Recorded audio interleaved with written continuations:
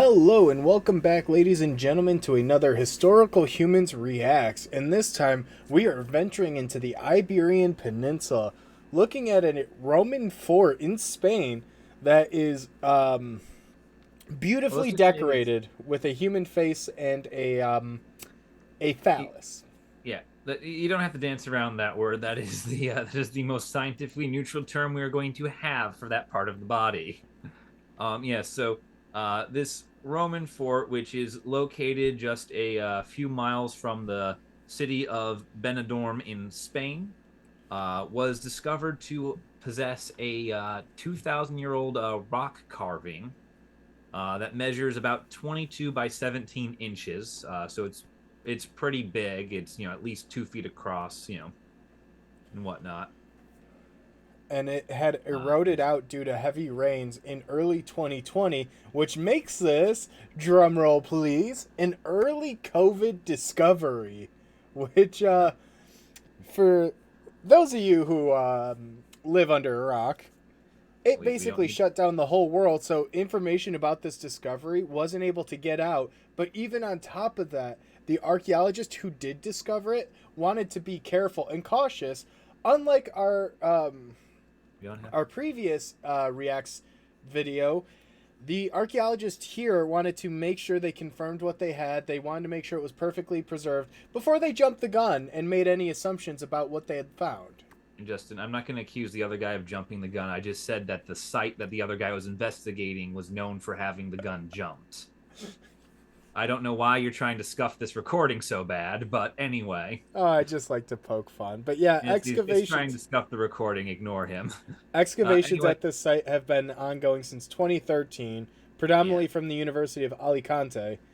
yeah. And the thing that I find kind of neat here, and something I wanted to talk about, was the site was actually excavated in the 1940s, but one of the things that people always wonder is how these sites can be excavated for so long or have large gaps between them, and why we revisit certain sites. It's because archaeologists, we know that it's a destructive science, so we try and do our best not to excavate quite everything in case someone wants to go back in with better science that finds things we Yeah. can't.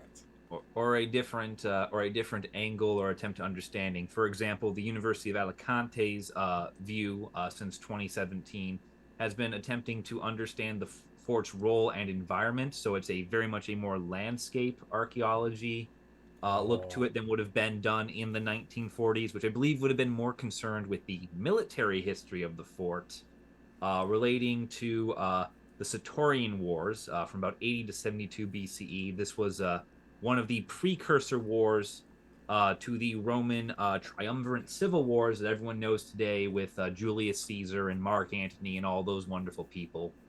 Um, the Satorian Wars was one of the precursors to that. And Um, who was Quinto Centaurio?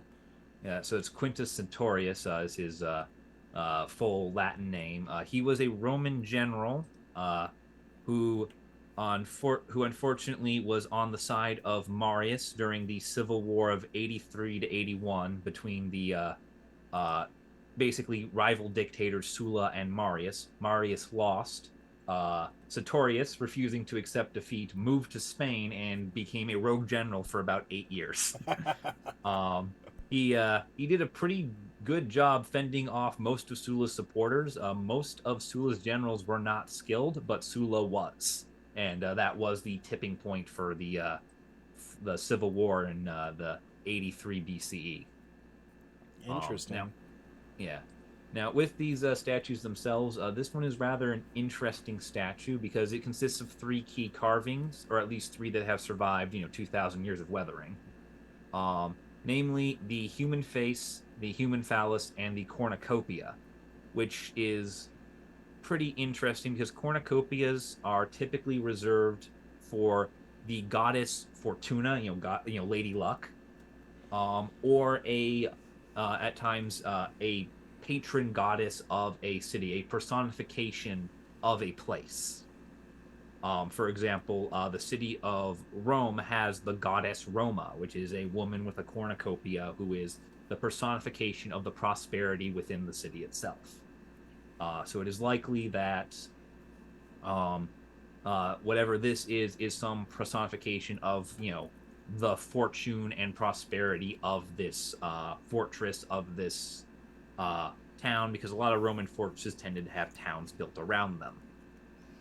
Um, what's interesting to me is just the slight resemblance that this has to the Greek sculptures that were Herms, which were effectively the same thing but smaller in scale, that were meant to be symbols of the god Hermes, that were supposed to warn of evil deities in Greece.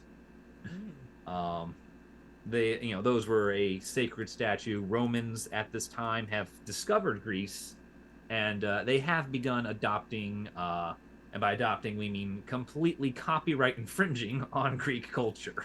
They changed some of the names around, and some of the gods may have had different things that they Oh, presided over. I mean, it wasn't uh, 1 to 1. yeah, It's like one Hermes to is, 99. yeah, but like this is something that is happening at the time in which this fort is active. And is just something to keep an eye on, even though the article doesn't necessarily mention that. It's just always something to look for, especially first century BCE Rome is very much going through a confused Hellenophile phase where they're sort of stealing everything from Greece and denying it came from there.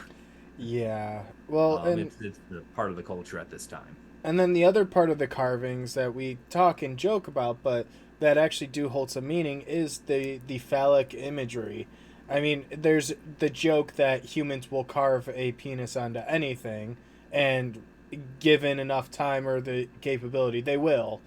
It it also holds some symbology, especially in Roman artworks, where it evokes an embodiment of male power and the protection that it provided. Now, I yeah, I don't know specifically that. I don't know if it was a symbol in that regard, but all across the Roman Empire, it has been noted and seen of specific imagery popping up all across Roman forts. Yeah. Roman soldiers were like any other soldiers, except with a lot less supervision.